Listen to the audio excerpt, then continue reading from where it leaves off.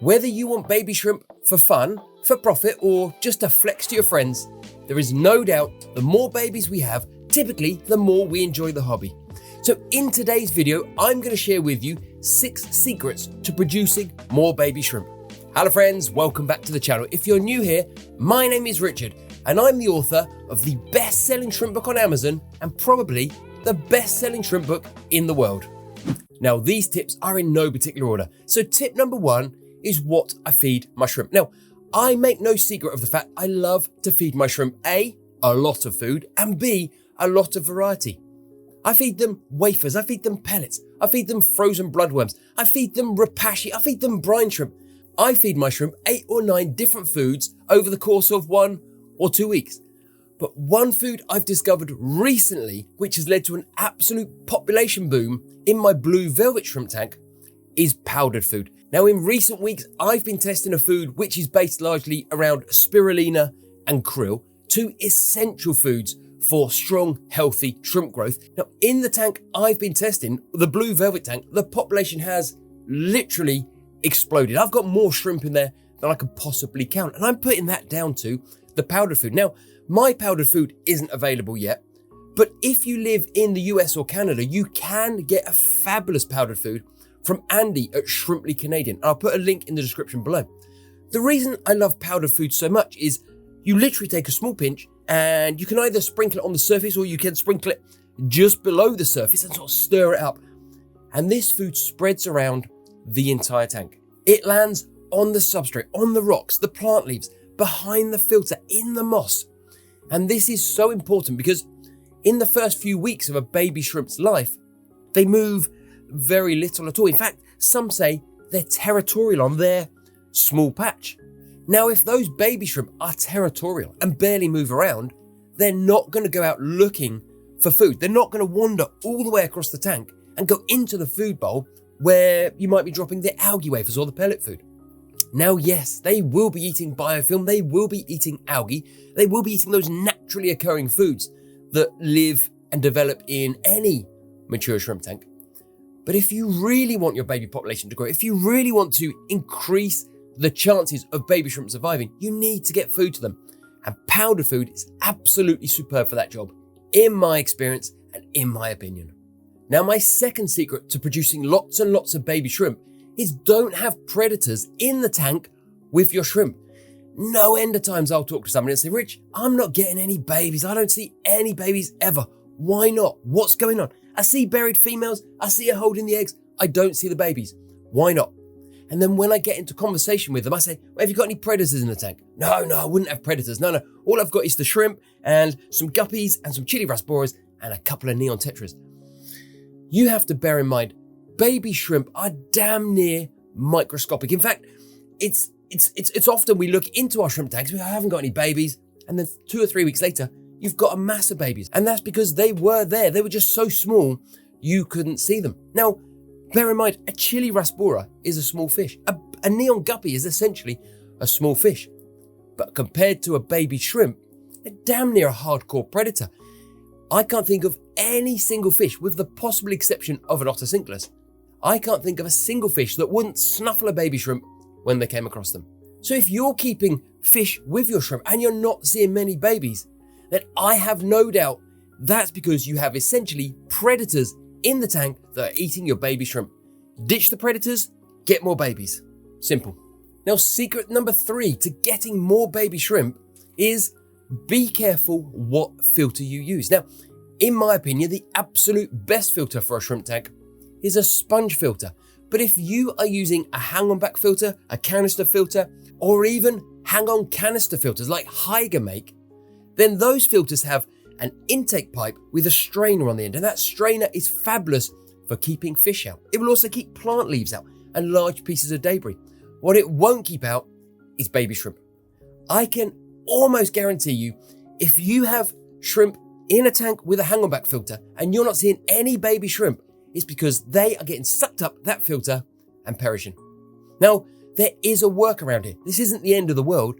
All you have to do is put an intake sponge or an intake strainer over the intake to your filter and your problem will be instantly solved. In fact, your problem will be better than solved because that sponge or that intake that fine intake strainer actually becomes a place where food and plant leaves catch and the shrimp will dine on them.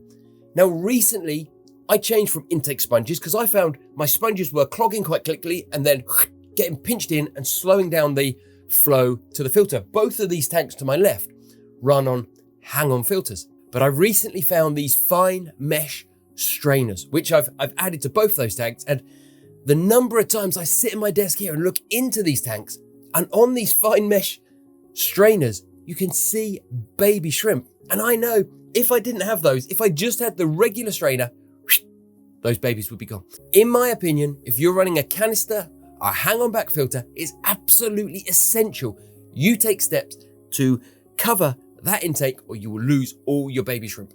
Now, before we move on to secret number 4, I'm working really hard to produce 1 or 2 shrimp keeping videos every single week.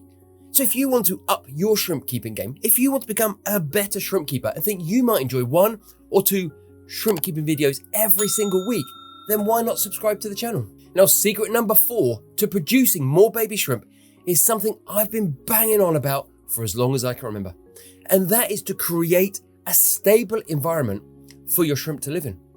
Yes, Neocaridina shrimp, cherry shrimp, they're incredibly hardy, but they love stability.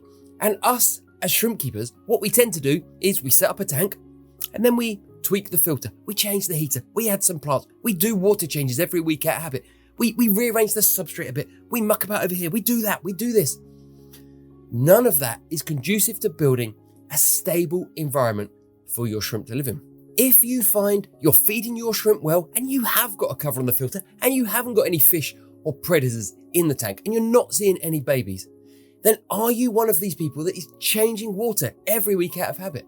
Are you constantly mucking about with the tank? Do you decide you want to move the rocks around? Are you going to add a couple of plants? You're going to trim this, you're going to do that.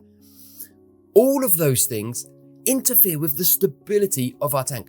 Now, I'm not saying never do a water change. Water changes have their place. But what we need to stop doing is constantly just changing water out of habit, because that can seriously affect the stability of your tank, and that will almost certainly affect how well and how often your cherry shrimp breed. Don't get caught in the trap of constantly chasing this exact temperature, this pH, this GH, this KH.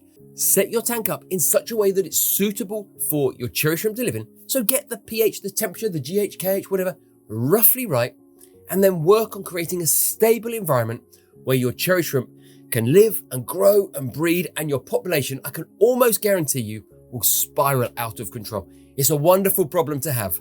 Now, secret number 5 is make sure you set up a tank with lots of stuff, and stuff isn't a very helpful technical term, but shrimp love stuff. They want rocks where algae and biofilm can develop. They want pieces of wood they can graze on. They want clumps of moss that they can hide in. They want plant leaves to go on and around. The more stuff you have, the more relaxed, the more secure your shrimp will feel. Let's be honest, we're keeping these shrimp in glass boxes in our houses. There's nothing natural about these boxes filled with water. But what we do need to do is try and recreate a natural environment for the shrimp to live in. When they're in the wild, there would be rocks and pieces of branch and tree that are falling. There'd be leaves decaying everywhere. There may well be vegetation in the water growing from above. There may well be plants and such likes growing through the riverbed or through the stream bed. And all of these things provide places for the shrimp to feel safe and secure. They provide surface area for biofilm and algae to develop on. They provide sanctuary for the baby shrimp. There's good evidence to suggest that when the mother cherry shrimp are ready to release their eggs, they look for a good clump of java moss or a decent pile of rocks or somewhere they know they can deposit their eggs where the babies have a greater chance of survival. If you follow the very non-technical principle of put lots of stuff in your shrimp tank, there's a far greater chance you will have lots of baby shrimp. And also, if that stuff includes live aquarium plants are amazing at helping keep your shrimp tank stable. By doing secret number 5, you're helping with secret number 4. You're helping create a stable environment for your shrimp. Now, secret number 6 is encourage algae to grow. Now, here's the problem with our hobby. How many times have you sat and watched the most amazing aquascapes being built? You might have seen George Farmer, MD Fish Tanks, some older videos from Takeshi Amano. These guys are amazing. They build the most wonderful aquascape that most of us could never recreate. Most of them are built purely for the purposes of the video or the photographs or the competition or whatever. And most of them have no algae. So we end up thinking, well, a good tank is no algae, a bad tank has algae. The reality couldn't be further from the truth. If you want to build an amazing aquascape, then fight algae all day long. If you want to build an amazing shrimp tank where your shrimp breed and grow and look colourful, you need to try and encourage algae. How do you encourage algae? Well, yes, clean off the front glass so you can enjoy your shrimp, but don't clean it off the side glass or the glass at the back. Don't clean the rock, don't clean the wood. Yes, if you get a mass of hair algae or staghorn algae or something, remove that, absolutely. In the yellow Caridina shrimp tank here, my Java moss has green hair algae in it. I pull it out all the time. That's fine, I want to enjoy my tank. But what I don't do is scrub the side glass. What I don't do is take the filter pipe out and get all that algae off. Because algae is food for shrimp. Algae provides places where biofilm can develop, and biofilm is food for shrimp. Algae provides a breeding ground for microscopic crustaceans, and microscopic crustaceans are food for shrimp. So by encouraging algae to grow, by letting nature do its thing, and some algae grow in our shrimp tanks, we help create a stable environment for our shrimp. We help create a natural food source for our shrimp. And as algae grows, it also actually removes ammonia, nitrites, and nitrates from the water. An aquarium with algae growing is quite possibly a healthier aquarium than one without algae. Now, you could say the one key takeaway from this video is set the shrimp tank up properly in the first place and you'll have a far greater chance of success.